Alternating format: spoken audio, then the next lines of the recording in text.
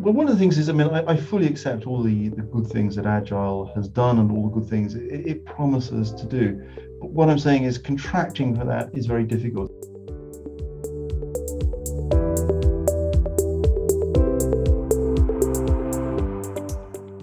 And if you end up with a contract that simply proceeds in talking about, good faith, and many modern lawyers these days just lapse into this language of, we'll talk in good faith and reasonably agree this and reasonably agree that, and it doesn't really work. You end up with a contract that's just kicked the can down the street numerous times, and so you need to come up with something that does actually have some teeth. And with Agile, that's going to be difficult. There are ways of drafting around it, but it's in some ways they're quite cumbersome. So, for example, you can have agreements to agree, which are meaningless in English law. And English law simply doesn't recognise an agreement to agree, and you can add as many good faiths and reasonableness around it as you like. But what you can do is you can then say, well, one of the drafting techniques you can use is to say, well, if we don't agree after a period of, 1 week, 3 months, 6 months, whatever it is, and then a third party adjudicator will make the decision, or the arbitrator or whatever it may be, will make the decision effectively for us, and will provide some criteria for that person to make a decision for us.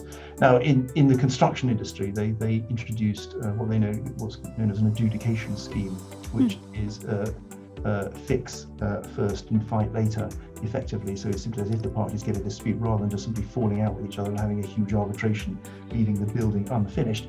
You get an adjudicator, and it's now compulsory by law for domestic construction contracts. An adjudicator comes in and just makes a quick decision, and it doesn't really matter that it's not ultimately binding. For the present purposes, it is. I think it's been called temporary finality. And one of the things that the Society for Computers and Law has done is introduce a similar adjudication scheme for IT projects. Now, that's maybe one way to go, but of course there are two risks immediately with that, which you'd have to advise anybody on, and that is, obviously, it introduces a certain amount of delay and cost, because the parties are going to get into lots of little micro spats of trying to get up to coming, if they have lots of little adjudications in a major project. And the other problem you've got, of course, is this problem of temporary finality.